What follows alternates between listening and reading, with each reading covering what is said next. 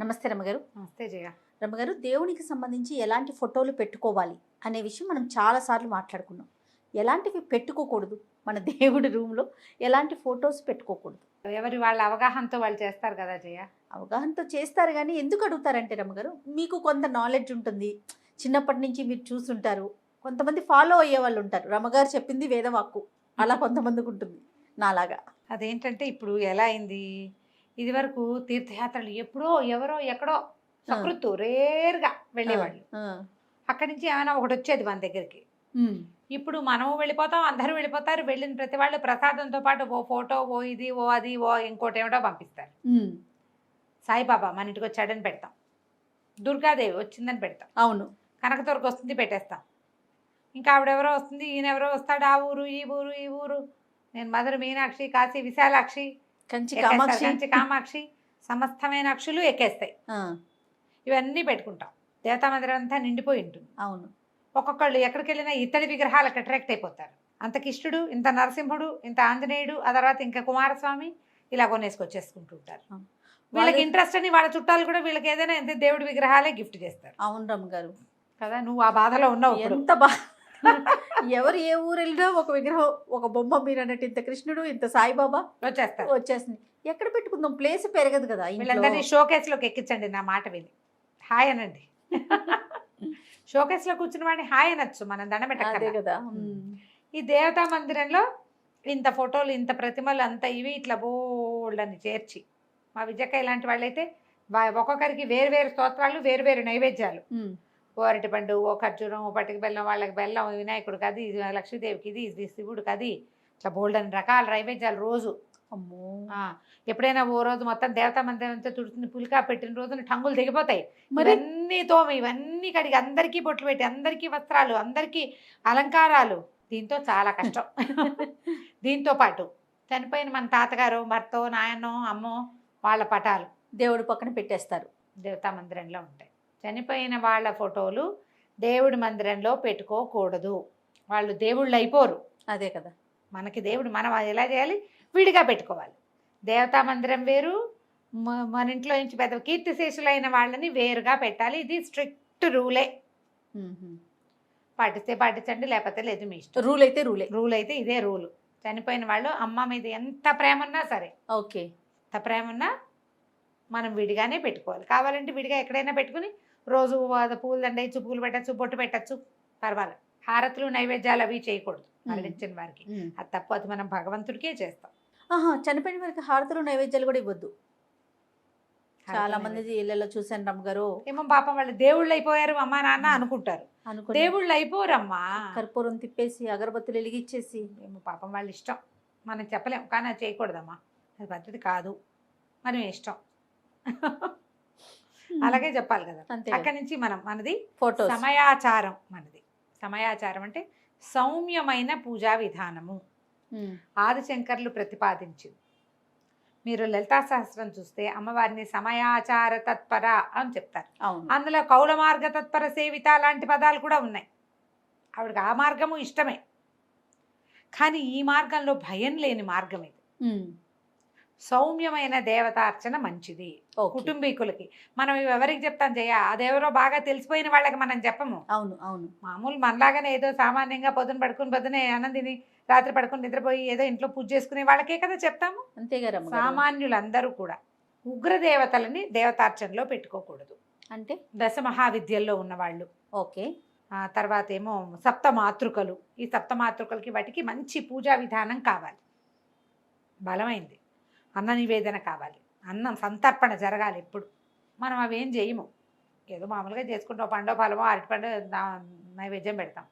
ఓ తాంబూలంలో అరటిపండు చెప్తే తలా ఒక అరటిపండే తాంబూలం ఇస్తాం. మన జీవితాలు అవి అంతే కదా. అంతే. అవి ఎక్కడ ఉండొచ్చు, దేవాలయాల్లో, పెద్ద పెద్ద మఠాలు, పీఠాలలో.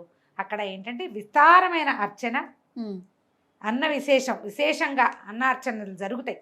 అమ్మకు చూపిస్తారు అవన్నీ, అవి అందరికీ పెడతారు. మనం అంతవి చేయకూడదు. మనం ఏం చేయొచ్చు, ఓ లలితాదేవి సచామర రమావాణి సవ్యదక్షిణ సేవిత, అలా ఉన్నది సాత్విక రూపం. అటు ఇటు రమా లక్ష్మీదేవి, సరస్వతీదేవి వింజామాటలు పట్టుకుని ఆవిడ ఇట్లా కూర్చుని ఉంటుంది చక్కగా. చాపబాణ హస్తగా ఉంటుంది. బాణాలు, ధనుర్బాణాలు అవి పట్టుకుని పాశాంకుశాలు ధరించి స్థిమితంగా కూర్చుంటుంది.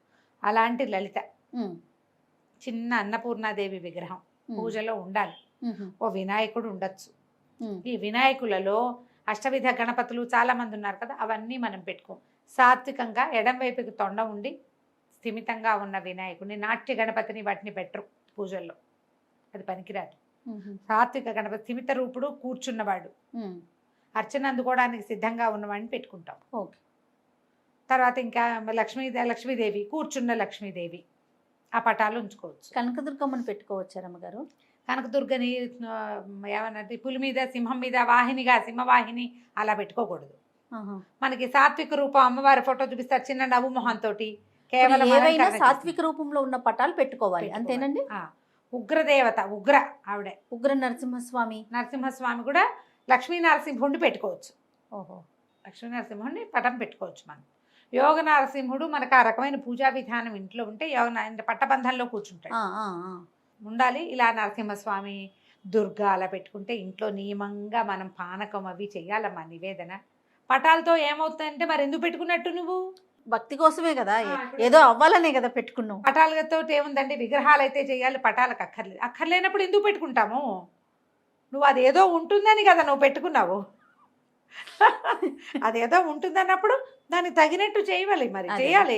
చేయలేనప్పుడు పెట్టుకోవద్దు. ఆంజనేయ స్వామి అండి. ఆంజనేయ స్వామిని కూడా పెట్టుకోవచ్చు చక్కగా. ఆహా. చక్కటి పంచముఖ ఆంజనేయుడు కాకుండా ఆ, స్థిమితంగా ఉన్న ఆంజనేయ స్వామి, మన ఇది ఉంటుంది కదా, ఏమంటారు, మన సంజీవని పర్వతం. సంజీవని పర్వతాన్ని తెచ్చినవాడు, తోకరాయుడుగా ఉన్నవాడు, తోక ఇట్లా కనపడుతుంటుంది, ఆహా. అలా కూడా చేసుకోవచ్చు. దీంట్లో ఏంటంటే చాలా మంది పెద్దవాళ్ళ దగ్గర నేను విన్నాను జయ, నేను చెప్పాక 5 వినాయకుడిని ఎక్కువ ఉంచకూడదని. మా దగ్గర 5 వినాయకులు ఉన్నారు, నేను ఎవరిని తీయలేను. ఆయన తీస్తే ఏంటో కష్టంగా ఉంటుంది నాకు. ఒకే పటం, ఒకే దేవుడివి రకరకాల ప్రతిమలు అక్కర్లేదు. ఒకే నేను దేవుడు. విన్నాను రమ్మగారు, ఎక్కువ ఇవి అక్కర్లేదు. అనంతలక్ష్మి అమ్మ అనుకుంటాను ఒకసారి, హ్మ్. ఒక ప్రతిమ ఒకటి చాలు, ఒకటి చాలు. రకరకాల రూపాల్లో ఉన్నాయని పెట్టుకుంటే ఎక్కువ అయిపోతుంది, ప్లేస్ ఎక్కువ ఆక్యుపై చేసేస్తుంది. ఒక ఆయనే కదా. అర్చన అర్చన అర్చన కావాలి, అర్చన కావాలి, అర్చన కావాలి, నైవేద్యం కావాలి. అర్చన అక్కర్లేదంటే షోకేస్లోనే పెట్టుకోవచ్చు. నువ్వు పూజా మందిరాలు ఎందుకు పెట్టుకున్నట్టు? అంతే కదా. నేను నా సలహా అయితే, ఏ ఫ్రెండ్స్ ఎవరు తెచ్చి ఇచ్చిన ప్రతిమైనా ఎత్తి పూజ గదిలో పెట్టబోకండి. ఓ షోకేస్, ఒక ర్యాక్ దానికి వదిలిపెట్టేయండి, అన్నీ ఒకదాని వెనకాల ఒకటి పెట్టిపారేయండి, అంతే. షోకేస్లో పెట్టుకోవచ్చు, దేవుడి దగ్గర పెట్టద్దు. వద్దు, దేవుడి దగ్గర వద్దు. శాంత స్వరూపుడుగా ఉన్న హయగ్రీవ స్వామిని పెట్టుకోవచ్చు. హయగ్రీవుడు చాలా విద్యాప్రదాత, చాలా మంచిది. ఉత్తమ దైవాలలో హయగ్రీవుడు ఉన్నాడట. ఆ జ్ఞానానందమైన దేవం, నిర్మల స్ఫటికాకృతి, ఆధారం సర్వ విద్యానయం హయగ్రీవం ఉపాసమ. ఆధారం సర్వ విద్యానం హయగ్రీవం ఉపాసమహి. చిన్న శ్లోకం పిల్లలకి నేర్పించండి, విద్య పెరుగుతుంది. శ్రీరామ పట్టాభిషేకం మనం ఉంచుకోదగిన ఫోటోల్లో శ్రీరామ పట్టాభిషేకం ఒకటి ఉంది. శివపార్వతుల్లో అండి, శివపార్వతులు శివ ఏమంటారు పరివారం. పరివారం. వినాయకుడు షణ్ముఖుడు కూడా ఉన్నది పెట్టుకుంటే చాలా మంచిదట. ఇప్పుడు ఆయుష్ హోమం చేస్తే చాన్నాళ్ళ క్రితం పిల్లల పేరుతో ఏదో ఆయుష్ హోమం చేస్తే అప్పుడు ఆయన చెప్పారు, మా పురోహితుడు సుబ్రహ్మణ్యం గారే నాకు గుర్తున్నా, ఆయన శివపరివారం తీసుకురండి, అది ఇంట్లో ఉంచుకోండి, శివపరివారం ఉండటం చాలా మంచిది.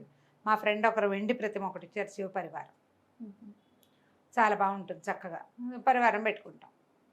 ఇలా పెట్టుకోవాలి. కానీ మీరు ఆలోచించండి, ఉగ్రదేవతలు, తర్వాత ఏమో ఇలా శంఖచక్రాలు అవి పట్టుకుని ఉన్నటువంటి విష్ణు స్వరూపాలు ఇంతంతవి ఫోటోలు అవి కాకుండా, అలా ఒక్క విష్ణువే ఉన్నవాడు కాకుండా పక్కన లక్ష్మి ఉన్న విష్ణువు. స్వామి పై నుండి కింద నుంచి మనకి లక్ష్మీదేవి ఉన్న ప్రతిమలు కూడా కనిపిస్తా ఉంటాయి రమ్మగారు. అంటే కళాత్మకంగా రకరకాల ఐడియాలు చేస్తున్నారమ్మా, బేబీ మనం చెప్పలేకపోతాం కదా. నేను తిరుపతిలోనే తీసుకున్నారు, ఎవరో తీసుకొచ్చి ఇచ్చారు ఇంట్లో ఉంటారు. ఈ ప్రతిమలన్నీ ఫోటోలన్నీ దేవుడి దగ్గరికి చేర్చకుండా అవును అవును పెట్టుకోండి. ఇంకంతే చేయాలమ్మా, మీరు ఆలోచించుకోండి ప్రధానంగా. ఇప్పుడు చాలా మంది రకరకాల దేవతల ఉపాసనలు అవన్నీ చెప్తున్నారు కదా, మరి ఈ ఉపాసనలు అవన్నీ ఏదైనా తాత్కాలిక ప్రయోజనం కోసం, తాత్కాలికంగా కొద్ది రోజులే, ఫలానా రోజు మంచిదంటే ఆ ఒక్క రోజే చేస్తే మంచిది తప్ప దాన్ని నిత్యార్చనలో పెట్టుకోకూడదని భావిస్తున్నాను జయ నేనైతే. ఓకే. ఎందుకంటే ఇది మనకి వారాహి అర్చన అవన్నీ కూడా, శ్యామల, వారాహి ఇవన్నీ కూడా మంత్రాధిష్టాన దేవతలు, వాళ్ళందరినీ మనం నిత్యము అర్చన చేయటం అనేది అసలు మన విధానంలో లేదు, కానీ కొత్తగా వచ్చేసింది. అనొచ్చు అనకూడదు రమ్మగారు, లేటెస్ట్ టెక్నాలజీలో భాగంగా వారాహి పూజ అనేది కూడా, ఇది కూడా కొత్తగా వచ్చింది కదా రమ్మగారు. ఇంతకు ముందు విన్నామా అసలు? వారాహి అమ్మవారి ప్రతిమ కూడా తెలియదు. ఇప్పుడు వేవేలుగా ప్రతిమలు ఫోటోలు వారాహి పూజ, ట్రెండింగ్ లో ఉంది వారాహి. ఇప్పుడు శ్యామల కూడా ట్రెండ్లోనే ఉండేది. శ్యామల్ని కొంచెం పక్క పెట్టి వారాహి చేస్తే మనం ఎవరినైనా ఏదైనా చేసేయచ్చు. అలాంటి భావాలు కూడా అది పుడుతున్నాయమ్మా. విపరీత ధోరణులు కదా. అలాంటి వాటిల్లోకి వెళ్ళబోకండమ్మా. ఎవరినైనా మీ చేయగలిగేది మిమ్మల్ని ఏం చేస్తుందో చూసుకోండి. కరెక్ట్ చెప్పారు.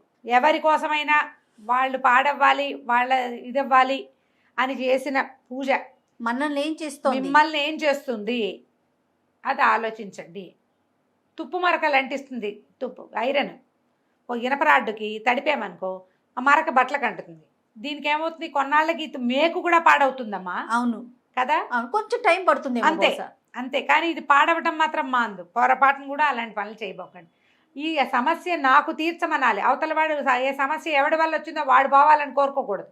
అది చాలా పొరపాటు. అలా కోరి మీరు ఏ ఆరాధనైనా చేస్తే, ఏ ప్రతిమా విశేషాన్నో ఏ ఫోటోనో తెచ్చిపెట్టుకుని ఆమెను పూజించటం మొదలుపెట్టారా, మీ సమస్య తీర్చిన శక్తి మిమ్మల్ని మింగుతుంది. తర్వాత అమ్మ ఎవరికైనా అమ్మే, అమ్మ ఎవరికైనా అమ్మే.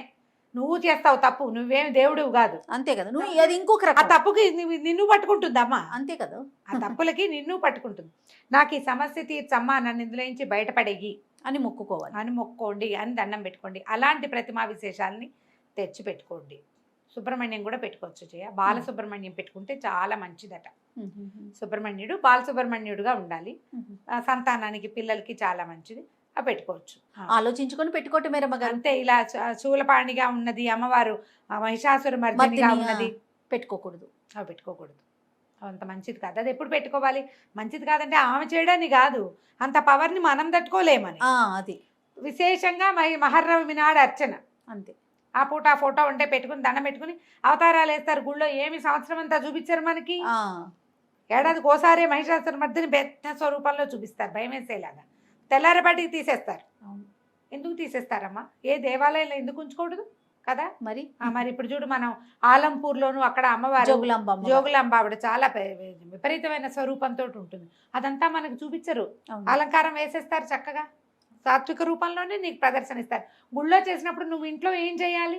మరి కాస్త జాగ్రత్తగా ఉండాలి కదా. అందుకని సాత్విక స్వరూపంలో ఉన్న అమ్మని, అయ్యవారిని ఆరాధించండి. అది మంచిది. ఎక్కువ ఉగ్ర రూపంగా ఉన్నది మనం అక్కడికి వెళ్ళి దర్శనం చేసుకుని అక్కడ దండం పెట్టి అక్కడ వదిలిపెట్టేసాలి. ప్రత్యంగిర అవి ఫోటోలు పెట్టుకోకూడదు ఇంట్లో.